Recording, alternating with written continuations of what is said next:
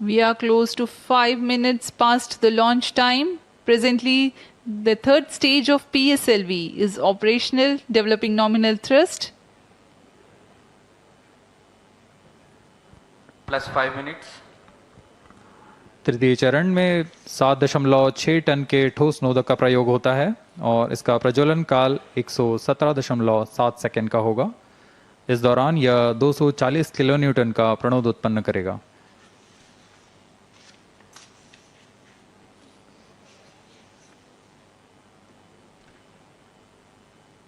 वर्तमान में यान की ऊंचाई 134 किलोमीटर तथा सापेक्ष गति 5.96 किलोमीटर प्रति second.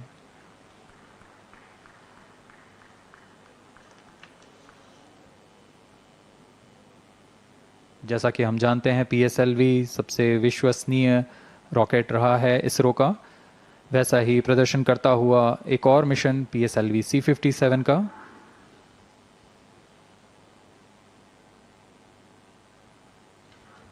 For the present mission, after PS3 completes its burn duration, a coast phase of 200 seconds will follow, in which the rocket will continue to be steered while there is no development of thrust.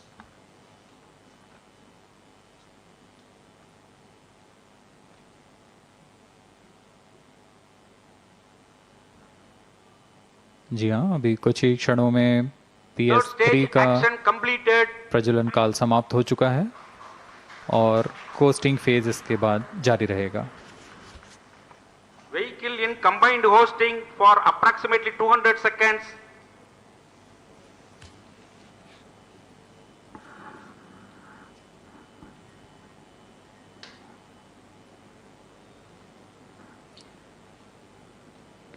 Unique to this mission, the PS4 normal will start twice at pre-designated times and duration. Minutes.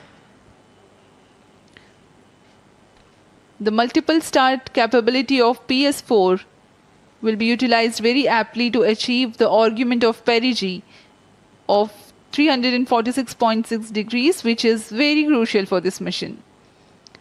The commencement and duration of PS4 burns enable achieving this orbital parameter. Argument of perigee is the angle that is made by the perigee point from the ascending node at equatorial plane. AOP exceeding 300 degrees is helpful in mission planning to achieve halo orbit around L1 with minimal propellant expenditure.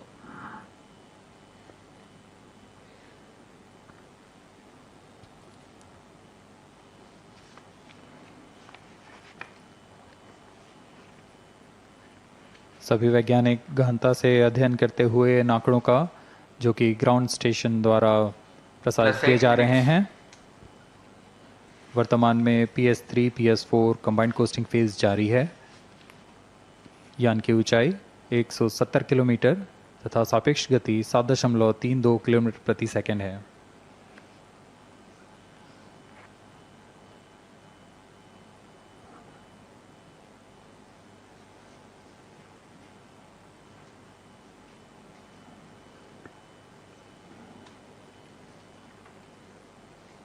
vehicle performance normal.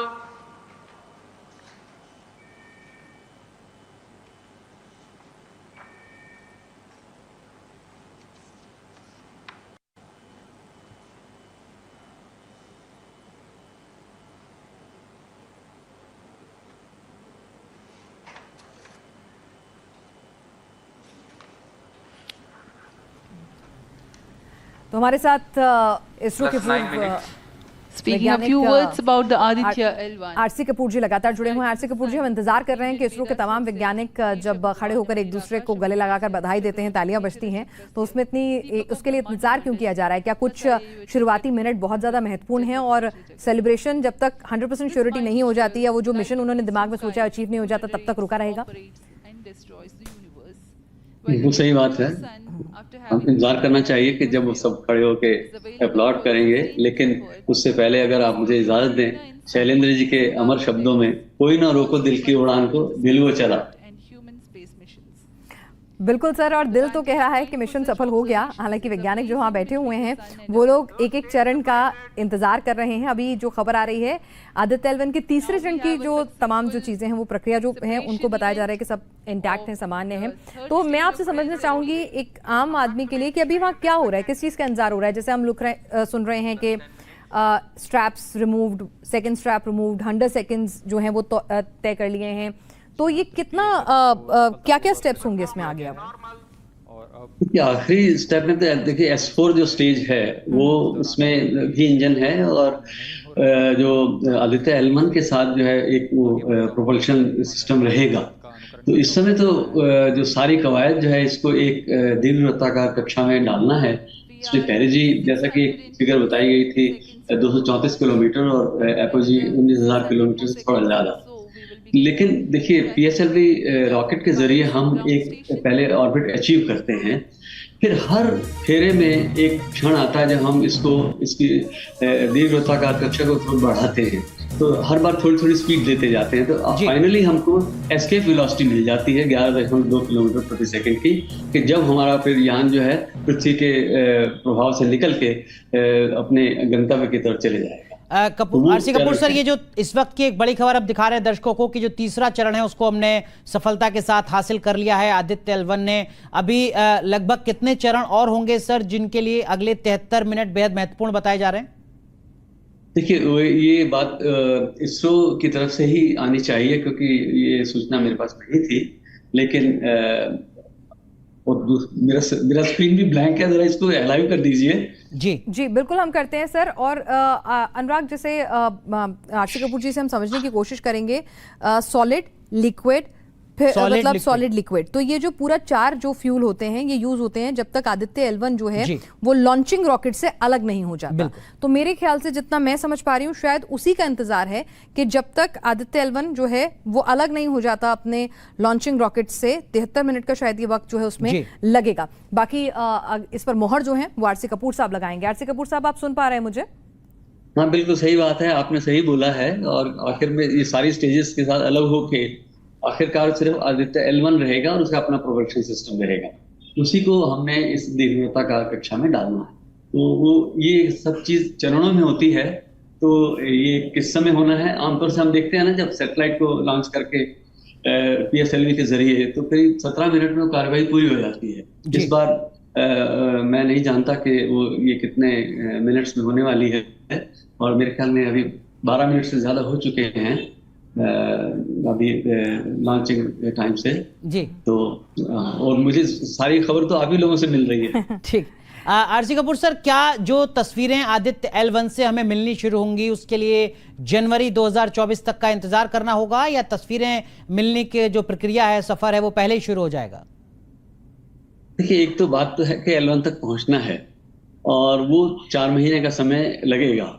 इस बीच में कैसे ये instruments active होंगे, और क्योंकि direct cameras जो हैं उसके बारे में मुझे नहीं जानने को मिला कि इसमें आदित्य L1 में लगाए गए हैं, क्योंकि जो पेलोड्स हैं उन्हीं की मुझे जानकारी हुई।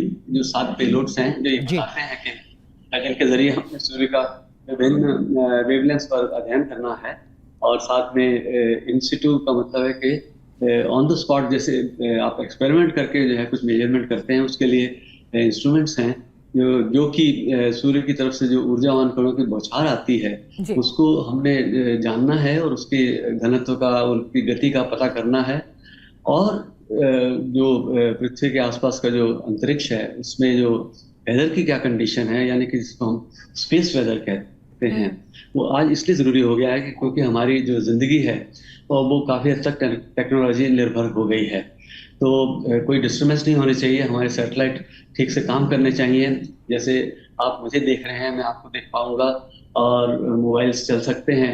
ये सब जो है सुचारू रूप से चलते रहना चाहिए। लेकिन सूर्य की तरफ से जो डिस्टर्बेंसेज आते हैं उनकी वजह से हम फिर जो है शुरू में कभी एडवांस वार्निंग हमें मिल सकती है, तो सैटेलाइट्स को ठीक तरीके से ओरिएंट कर सकते हैं ताकि डैमेज मिनिमम हो। आरसी कपूर जी, तो अगर मैं ये समझूं कि जो अगर एक आम आदमी समझना चाहे कि भाई आदित्य L1 जाकर वो क्या क्या काम करेगा, तो उनमें से एक प्रमुख काम ये होगा कि जब हम सुनते हैं कि भाई सूरज पे तूफान आने वाला है, कई बार बीच बीच में इस तरह की खबरें आती हैं कि सूरज पर तूफान आएगा, क्या हो जाएंगी सैटेलाइट ठप, क्या सैटेलाइट्स को कोई नुकसान होगा, क्या आपका मोबाइल इंटरनेट या पावर ग्रिड जो है उसको नुकसान होगा, तो क्या ये आदित्य L1 की स्टडीज जो हैं सोलर स्टॉर्म्स को भी स्टडी करेंगे और उनसे हमारी सैटेलाइट्स और हमारे वायुमंडल पर होने वाले प्रभाव को भी?